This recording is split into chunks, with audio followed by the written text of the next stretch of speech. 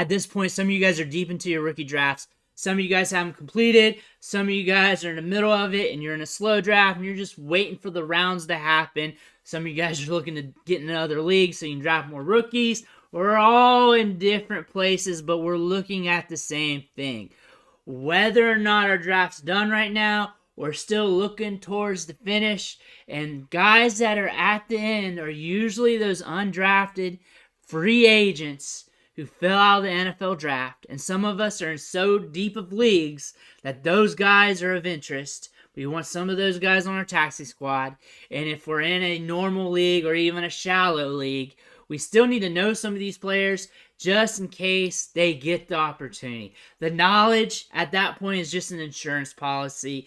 For some of us who are in those deep leagues, it's still an insurance policy, but it is rosterable on the back end of your roster. It really just depends on your situation. But today we're going to go over the UDFAs, the guys that slipped through the cracks, who did not get drafted. We're going to take a look at those guys and just go over their situation, their profile a little bit. That way you have an idea of who didn't get drafted, who to shoot for, who do you want, who you're interested in, and vice versa. The odds of a lot of these guys hitting are very, very, very, very, very slim. But one of the reasons why we play Dynasty, though, is to speculate on these oddball players. That small school prospect who has something weird in their profile, but you want to root for him because he's an underdog. All those types of players. There's some reason to root for just about any player, and that's half the fun of it, is just rooting for random players that you studied up on. We're going to go over the undrafted free agents today, but before we do, smash that subscribe button. Do that right now. Make that click. Make sure to smash that like button. Help the video out on the algorithm. Let's dig into these undrafted free agents, and look who it is. Look who it is. I did not think 3 months ago that I was going to make an undrafted free agent video, and this would be the guy popping up first. Did you think that? Nobody thought that, but it's Sean Tucker here. We know why. The heart condition causes him to fall, and the NFL was very speculatory on that. He got a good contract. He got paid. He's getting paid for a UDFA. Tampa Bay paid up for him. And very productive in college, over 1,400 yards, damn near 1,500 yards rushing in 2021, over 1,000 the next year. Used more in the passing game, only caught 36 balls, but ran a lot of routes.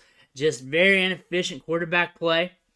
Look at his workout metrics here. 4.39 pro day, 4.44 when you add that up, when you try to make that comparable with the combine. So athleticism's there.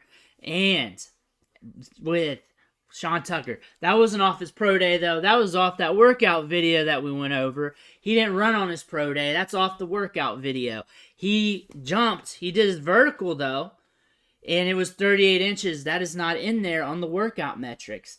But the thing I want to hammer home here is the depth charts here with Tampa Bay. Rachaad White, Chase Edmonds, Keaton Vaughn, Patrick Laird.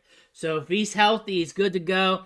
He's doing what we saw, at least in 2021 or even 2022 here with Syracuse. He even flashed in 2020 as a freshman. If he's doing anything like that and he's healthy, good to go, no health issues, no scares or anything like that, he's going to trump Patrick Laird. He's going to trump Keaton Vaughn. Chase Edmonds does not have much longer to hold off Sean Tucker. This is going to be an interesting case study right here. Sean Tucker could climb this depth chart quick, and if he does, he's healthy, he's good to go, and that's a good sign. Him and Rachaad White would be a good pair. That'd be fun to watch. That'd be a good duo to have in the backfield. I just hope he's healthy. I just hope he's good to go. And if that's the sign that we get that he's healthy, is him climbing the depth chart, him hanging around a bit, I'm all about it. I want to see him healthy most. I'd love to have him on my Dynasty teams producing. I would love that. I want him healthy. We're all drafting him somewhere in rookie drafts. ADP, sometimes in the 4th round, sometimes in the 3rd round. I got the ADP video out. Go check that out. The next guy we're going to talk about here is Keaton Mitchell, Baltimore Ravens. So a lot of people talking about him on Twitter. 4.37 40-yard dash, back-to-back 1,000-yard seasons over at East Carolina. And dude was productive. Dude's got speed. And this is another depth chart where he can climb the roster here and really maybe assert himself. And we've had injuries with this depth chart. J.K. Dobbins has been hurt at times, Gus Edwards. So we got some ambiguity here where he can climb the depth chart, where he could get a chance here. He's caught some balls, 60 passes caught over the last 3 seasons, 27 last year, 4.37 40, a good burst score. We have some athleticism, speedy back. Not like the greatest profile, he's a little bit smaller, but again, a UDFA, you're not going to catch perfect, but you do have some indicators here. An ambiguous backfield, some athleticism, some production profile. You got a little bit of something to work with here. He's cheap. He's free. A lot of people are drafting him. I imagine 4th, 5th round of rookie drafts. So it's not like he's going to be a free pickup, but he's a guy to know that's a UDFA nonetheless. Next, we're going to talk about Rakeem Jarrett, and he's living off that 5-star pedigree. He is still living off that. His collegiate career has been very wonky. Played with a lot of bad quarterback play. Baby Tua, his brother, was not getting it done. 829 yards, though, during his sophomore season. He did have some moments, but you know what? He could not string anything together consistency. If he could have those moments consistently, we'd be talking about a different player here. But Rakeem Jarrett is going to have to put something together. He's on a depth chart here where it is a shade bit ambiguous on the back end. However, for wide receivers that go late in the draft, let alone UDFA, the odds are even stacked more against them because it's not like it's running back attrition where things are plug and play. Wide receivers, it's more like a sweet science with them. There's layers to this game, and it's harder to do. Good workout metrics. Production profile is weird, even though he has a good market share in that second year. Weird offense. Can be good after the catch, but he's very raw. He's very raw, which might hinder him climbing the depth chart. It's a wonder what's going to happen with him. He fell from grace straight out of high school. He's like that kid in middle school who looked like he was going to be all state and everything, be the big man in campus in high school, and then things just fell apart during his freshman year. That's Rakeem Jarrett. That is him. Remember back in high school when that big guy in middle school was coming up, playing football, wrestling, or whatever, and then next thing you know, in your sophomore, junior season, you forgot all about this dude. You look over, and he's not even playing sports no more. That's Rakeem Jarrett. Moving on, Xavian Valdez, another player to look at here. Had a lot of production at Wyoming, came over to Arizona State during that final season, 1,100 yards, almost 1,200 yards of production. Decent athletic profile here, 4.5, 140-yard dash, good burst score. But look at the depth chart here. It's a little bit ambiguous, but also good enough to hold bad guys at bay. So he's really going to have to play well in camp. Dare Bunganlable, and Mike Boone's back there. Mike Boone's very athletic. If you can surpass Mike Boone, you're good enough to hold it down in the league for a bit. So he's the gatekeeper you kind of want to watch. You can probably beat out there if you step it up. But this is a depth chart where you might be able to latch on to. We're going to have to watch him a bit. But there are some indicators here. We have some production profile. We have been productive with 2 different collegiate programs. Catch the ball a little bit out of the backfield. Caught 37 balls last year, 23 the year prior. And has a decent athletic profile. So this could allow him to do something. Hit on the roster, do something, see some snaps. And attrition at running back is what we're looking at here. Damian Pierce gets a lot of carries. Devin Singletary isn't the biggest back. You know how backfields happen. There's a couple every year that just get ragdolled with injuries. Maybe Xavian Valdez, midway through the season, he gets 3 starts or something like that. Maybe. A guy that you can look up to. Maybe work into the RB2 role over the long term. Maybe. Or a guy on the back end of the roster you're just waiting to turn and burn. But we do have some indicators here. The ambiguous nature here at the running back position, something to keep an eye on. Jacob Copeland, a wide receiver I never thought I'd be talking about, but here we are. Wasn't very productive at Maryland or at Florida. Athletic profile is okay. Fast enough to compete at the league. But again, indicators here are saying he should have been undrafted, and he was. But the thing about this is the depth chart at Tennessee. Very ambiguous wide receiver depth chart. I mean, look at these names. Des Fitzpatrick, Reggie Robertson, CJ Board. So we got some names here. He might be able to climb the depth chart if he plays well, if he plays to his upside, if he latches on with the team. However, for fantasy, looking at this, I'm not really counting on it like most UDFAs, especially at the wide receiver spot. But this is a depth chart, and the story behind the Titans here on the back end is something you're paying attention to if you're in a deep Dynasty league, because maybe you can catch a guy here that gives you a few games of production. And if you're in a basic Dynasty league or an average Dynasty league or whatever you want to call it, you need to know the back end of rosters. So a guy like this who climbs the depth chart is somebody you're going to need to know. You're going to need to know the back end of rosters and depth charts to be better at Dynasty, to be able to turn and burn guys. And this is another part of the process. So not only is Jacob Copeland a jabroni, but he's also going to be competing with other jabronis. Just some of them are incumbent jabronis. But Kearis Jackson's another jabroni here, going to the Titans, competing with the other jabronis. And the thing about him, though, 4-star recruit coming out of high school, highly coveted, played at Georgia, just wasn't productive. Had one 500-yard season, one 320 season, and 1,100 yards in like a decade. Like, he's been at college forever, and he didn't do anything really. Athletic profile's not that great, not the biggest guy, and ran a 4.5. However, the ambiguous nature of this depth chart, something to keep an eye on. Need to know the back end of depth charts to turn and burn throughout the season. If attrition hits a team, your team, their team, you got to know it. Here we go, Jalen Cropper.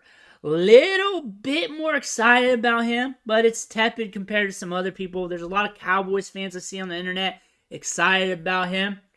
Depth chart here is not ambiguous. We got Cooks, Gallup, Lamb. However, the Cowboys do a good job at getting Devy jabronis on the back end of the roster. You'll always just see names like Antonio Callaway randomly, or Dontario Drummond, just random Devy names throughout the college ranks that's been rankable in Devy, but are just jabronis at the NFL level. Jalen Cropper, good season last year, over 1,000 yards, decent athletic profile, good enough. And you know what? He could sneak on the back end of the depth chart. Maybe he can be their new Noah Brown. We have some other guys that could be Noah Browns too. So really just have to see how things materialize. But this was a big get in UDFA for the Cowboys. A lot of big names were talking this up. This might be a player to watch. Odds are still stacked against him. It takes a lot to be productive in fantasy. It takes a lot. There's levels to this game. Just being on the depth chart's not good enough. Being on the field sometimes not good enough. So there's levels to this game, but you do need to know him, because I have a feeling that he has a good chance of making it to the team, if not being a high-end guy on the practice squad. Next is Deneric Prince, and look at where he went to the Chiefs. Very ambiguous depth chart here. We got some guys here that we like. Jarrett McKinnon just got re-signed. We have Isaiah Pacheco, and then Clyde Edwards-Helaire. Look at Prince here, though. He's got size-adjusted athleticism, which Pacheco has, but that's something you always kind of want. Wasn't the most productive running back, but he's with the Chiefs. This is money printer go Burr if he gets an opportunity. Has size-adjusted athleticism, and if he's on the field, seeing carries, seeing targets, or however it's working in his role, that's a good thing for fantasy. And we know how running back units are. Attrition happens one time or another with every backfield. If he's on the roster, he may get his chance. 4 for 140 at 216. Nothing to shake a stick at. Next is Muhammad Ibrahim. He's going to the Detroit Lions, which is not the sexiest spot to go to, because you know they want to feed Jahmyr Gibbs. They signed David Montgomery. They do have some other jabronis of consequence. A lot of people like Jamar Jefferson, who was productive back in the day at college. Craig Reynolds has been holding the line there for Detroit. Justin Jackson's there. So not the greatest depth chart for him to land to. And he was coming back from that Achilles injury and post 1,600 yards. So the vertical jump, the shuttle, not the greatest. But he's also come back from an Achilles. That might be zapped. His athleticism might be zapped. Might be good enough for the college level. But again, productive at the college level. We're talking 3 1,000-yard seasons. Would have been out in 2021 if it wasn't for the Achilles. Big name prior to that. A lot of people were looking for him to do something. Goes undrafted in this year's draft. Was productive after an Achilles injury, which is huge. Means he's got some dog in him. Means he can play a bit. Means he's got a natural feel of the game because he just came back and did it. So maybe he can string something along. Maybe he can look good in camp. Guy you just got to keep an eye on because the odds are very stacked against him that he does well in Dynasty. But again, just a name. Just another name like most of these guys. Coming here is Tyan Evans. So he played at Louisville and Tennessee. 525 yards at both places. 6 touchdowns at both places. This is per College Football Reference. So if that's wrong, because I'm very sus on that. But yeah, he did that. So 1,000 yards in 2 seasons. Athletic profile is okay considering he's a 225-pound back. 4.52 40-yard dash. But the Rams' ambiguous depth chart. I look for Zach Evans to do something. Cam Akers, I look for him to be a little bit better from the Achilles injury since he's farther removed. Kyron Williams is slow for his size, but ambiguous nature in the depth chart. Tyan Evans could have an opportunity to climb the depth chart, be a guy on here, but the odds are stacked against him. But this is something to monitor as well, just in case he does play well and they give him a shot. Bryce Ford Wheaton to the Giants. The Giants roster here has got a lot of names here from Wando Robinson, Paris Campbell, Isaiah Hodgins. They can throw some guys in and they can be productive. They drafted Jalen Hyatt this year, so this is something you want to watch. Look for things to materialize. Thing is, Bryce Ford Wheaton's raw as hell. Wasn't productive at West Virginia. 4.38 40 at 6'4", 221 pounds. You just don't get this athletic profile every day. Maybe he can string some practices together. Maybe he can be on the practice squad. Maybe he can do something. Maybe he can play better than what he looked in college. Maybe he can develop to a certain degree. You never know. With this profile, though, if he's on the field, he's getting air yards. Maybe you want to take a shot on that. Maybe, I don't know. But going over here, Kalen LeBourne to the Niners. Looking at this depth chart, though. Christian McCaffrey, Elijah Mitchell, Jordan Mason, Tyron Davis-Price. Spent a third on Price last year. McCaffrey, they gave up a lot for him. They got Elijah Mitchell, so they got some backs here. This is going to be hard for him, considering he went to Florida State, did nothing. Went to Marshall, though, 1,500 yards. But look at that high school profile. He's living off that. Man, and things went flat. Kind of like a Rakeem Jarrett, but he rejuvenated his career. At least he stayed and fixed it. But we're just going to have to see if he can latch on. Can he latch on? That's going to be the story. Next, we got C.J. Johnson. Not a big name. Not a guy to forget, though. Was a Devy aficionado. A guy Devy drafters were trying to get back in like 2019. During that year, he had 908 yards. A high market share. People were getting him, and he had some nice highlights. Came back with 1,000 yards in 2022. Thing about this guy, though, he's not the most athletic guy. As you can see, 224 pounds, 4.72 40-yard dash. Some of you don't want, but he does have good ball skills. He's strong to catch points. I don't look for him to climb the depth chart. Kind of look for him to fade out. But I can make you the story if you want to hear it. Next guy is Matt Landers on the Seattle Seahawks. And what you like about him is the athletic profile here. 4'3", 200 pounds, can stretch the field. Tyler Lockett's not getting any younger. Dwayne Eskridge, probably not going to happen. So we have some room on this depth chart for one of these guys to make a move if they play well. They also have Bobo. They have another wide receiver too. So maybe one of those guys can do something. But I'm really pointing out this profile here due to the size adjusted athleticism. That might happen. Also 901 yards here at Arkansas for his first year. Playing for 3 different collegiate programs. Maybe something can happen there. And if it does, more likely not fantasy relevant. Those are some UDFA players to look at. There's a lot of them. So if there's a guy that I did not talk about, it's not because I ignored him. It's just because there's so many UDF players. Just drop their names below. I want to hear about who you like. I'm always interested in that. If this is something you like, make sure you smash the subscribe button. I'm here with all kinds of Dynasty content. Literally, I was just thumbing through YouTube, and I noticed nobody was talking about the UDFAs, so I had to bring it to you. Somebody had to do the dirty work, and it always has to be me on this channel. Always has to be me. But I love doing it. I want to thank you guys for watching. I'll catch you guys on the next one.